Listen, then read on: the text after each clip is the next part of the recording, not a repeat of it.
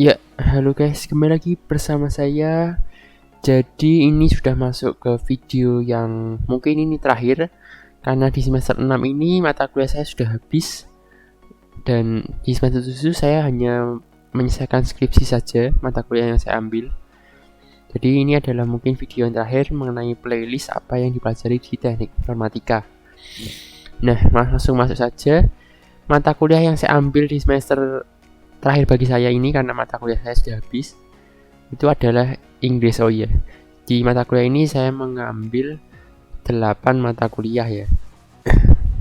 Di sini saya pertama mata kuliah yang saya ambil adalah Inggrisnya. Inggris ini tentunya seperti belajar Inggris ya, di mata pelajaran umum gitu, karena ini wajib dari pemerintah, kita harus belajar bahasa Inggris.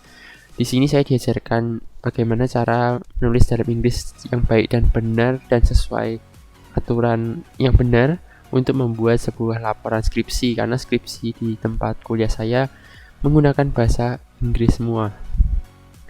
Kemudian untuk mata kuliah yang kedua, itu yang saya ambil adalah machine learning.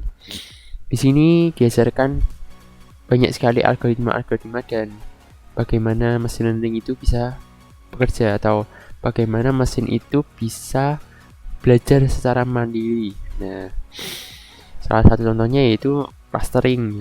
Itu yang paling sederhana. Jadi mesin bisa mempelajari diri sendiri. Dan diajarkan juga banyak algoritma lain yang terkait dengan pembelajaran mesin. Misalkan menggunakan library yang sudah ada, kita bisa langsung gunakan agar kita bisa membuat sesuatu itu bisa belajar sendiri. Misalkan ya, contohnya itu DC Gun. Jadi saya itu pernah membuat DC Gun itu kepanjangannya apa saya lupa.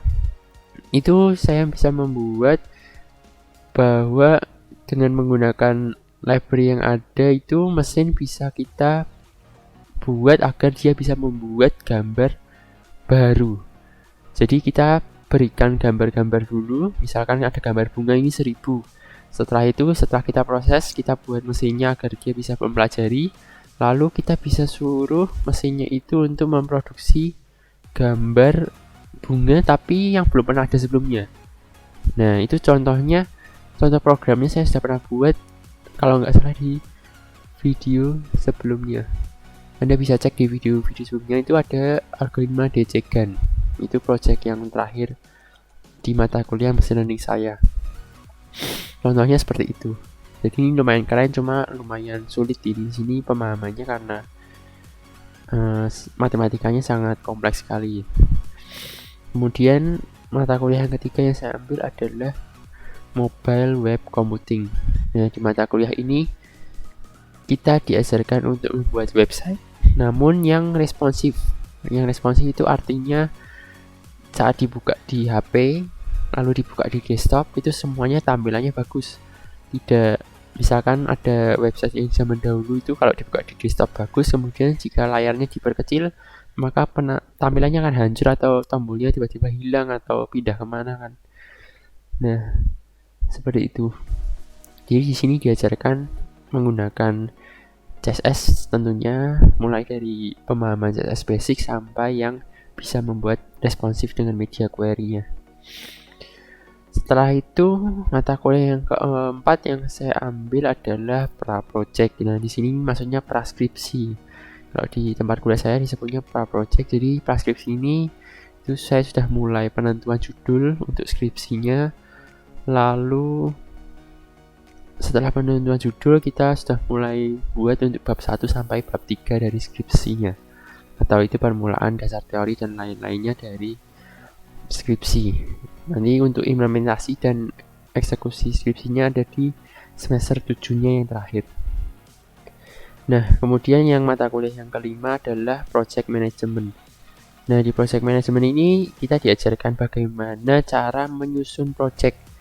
Maksudnya menyusun project itu adalah membuat kerangka project yang akan nanti kita implementasikan. Kan sebelum membuat project, jika project besar itu biasanya ada requirement-nya yang dibutuhkan, misalkan apa saja fungsi-fungsi yang harus ada di project itu, kemudian biaya, waktu, kita diajarkan bagaimana cara menghitungnya, bagaimana cara negosiasi dengan klien, dan apa saja yang harus diperhatikan dalam membuat project. Di sini juga dosennya sharing mengenai pengalaman dia saat membuat project, apakah misalkan pernah ada kurang di sini, kurang di sana. Ini sharing-sharing dosennya agar kita sebagai nantinya misalkan merancang suatu project atau program itu tidak melakukan kesalahan yang sama. Pokoknya di sini diajarkan bagaimana cara merancang suatu project dengan baik dan benar.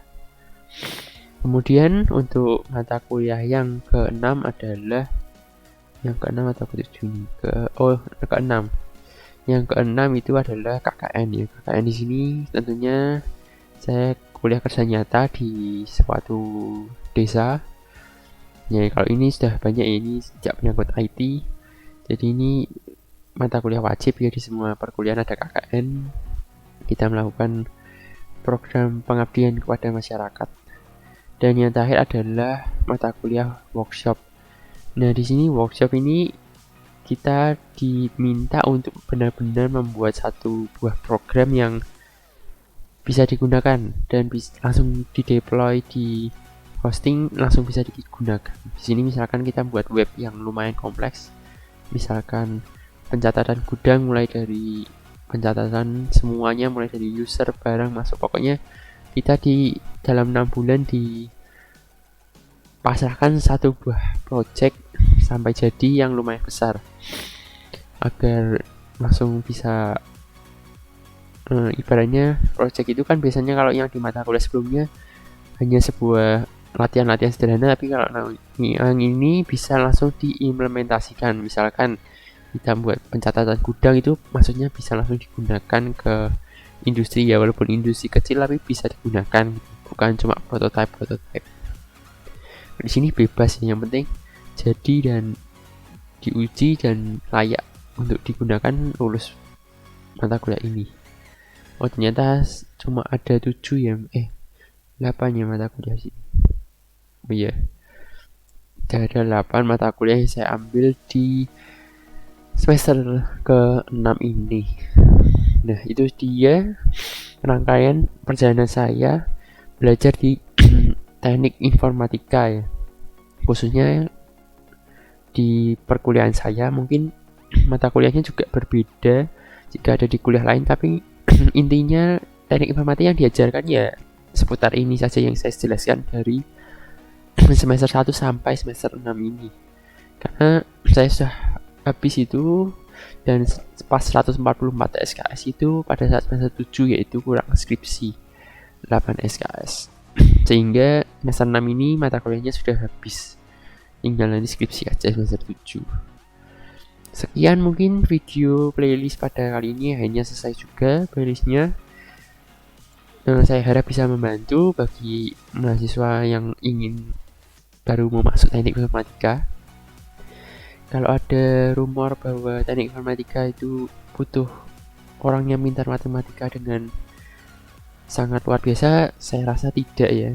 Yang benar itu menurut saya, teknik informatika butuh orang yang memiliki logika saja. Kalau matematika itu kita di teknik informatika lebih banyak ke langsung pakai aja. Kita tidak perlu tahu rumus itu dari mana. Yang penting langsung pakai aja, karena kan yang ngitung kan sebenarnya komputernya ya. Kita nggak perlu tahu juga rumusnya dari mana. Cuma kalau menurut saya sih, asalkan Anda punya logika, Anda merasa Anda punya logika, saya yakin jika belajar pasti bisa masuk ke teknik informatika. Sekian, sampai jumpa di video-video yang lainnya.